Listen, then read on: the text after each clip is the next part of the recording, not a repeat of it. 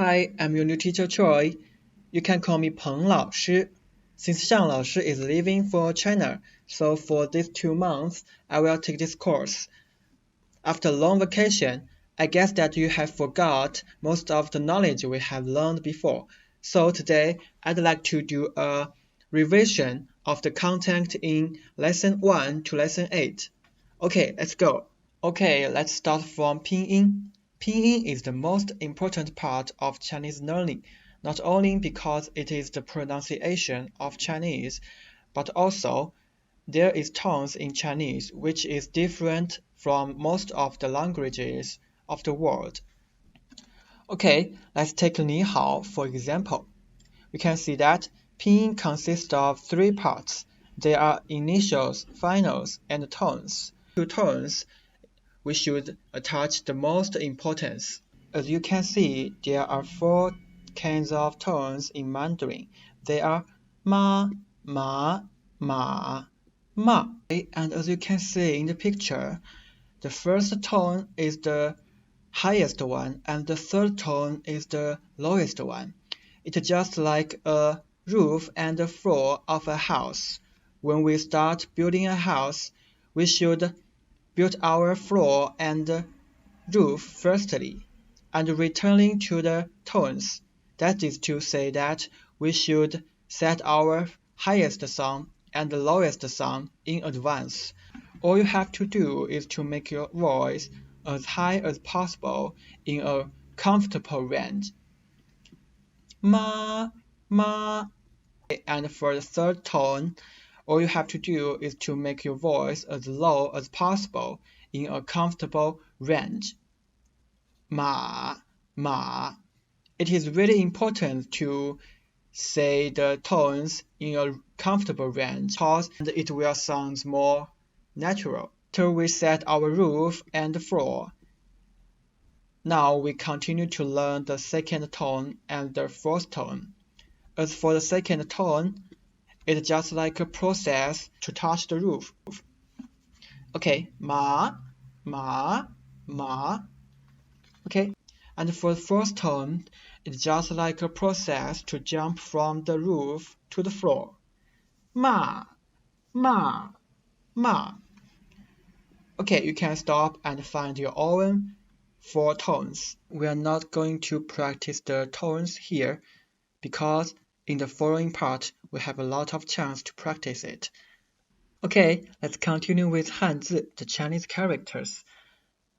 Chinese characters is also very important because it is almost everywhere in China.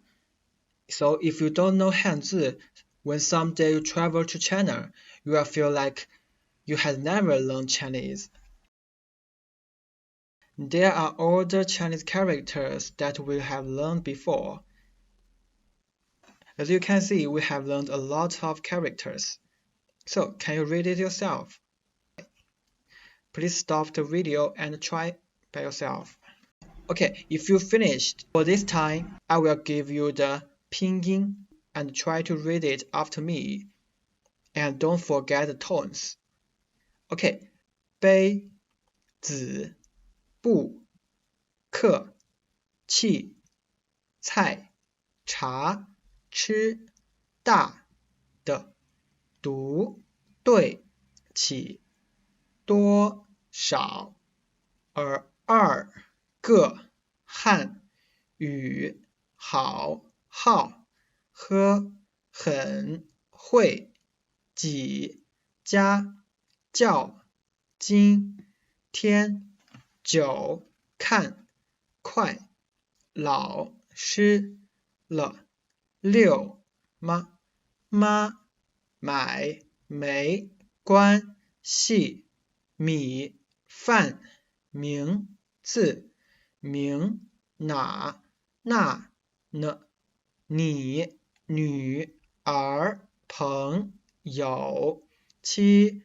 钱请去人3商店谁什么10是书说4岁他同学我、午、下、午、想、小、写、谢、星、期、笑、生、一、有、在、见、怎、这、昨、做、美、中、国、口、问。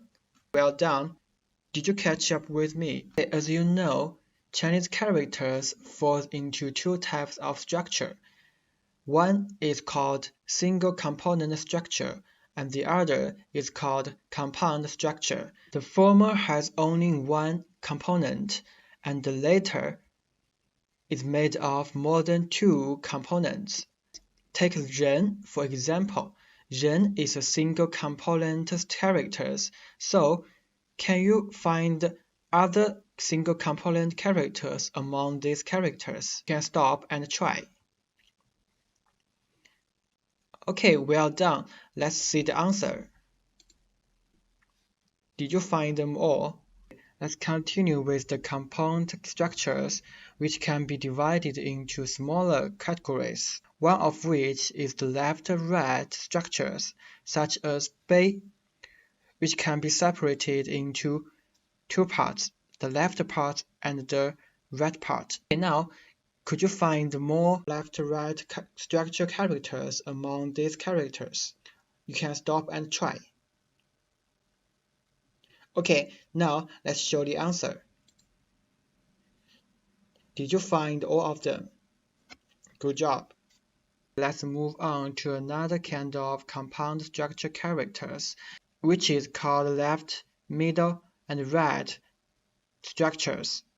The example is 谢, which can be separated into three parts, the left part, middle part, and the right part. Okay, now you can stop the video and find more left, middle, right structures. Did you find all of them? Okay, let's move on to another structures. This is called top and bottom structures. The example is 名, which can be separated into two parts, the top parts and the bottom parts. Okay, now, likewise, could you find more?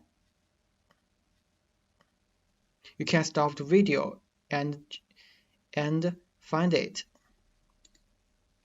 Okay, let's see the answer. Okay, besides certain structures, we could also classify these Chinese characters by radicals. For example, this is called 金字旁, which is related to metals. And this is called 口字旁, which is related to mouth. And this is called 三点水, which is related to water. And this is called 言字旁, which is related to speaking. And this is called 女字旁, which is related into female. Okay, now I want you to find certain characters fill in the blank. Okay, let's see the answer. Did you get the right answer? Okay, today we will stop here. Bye.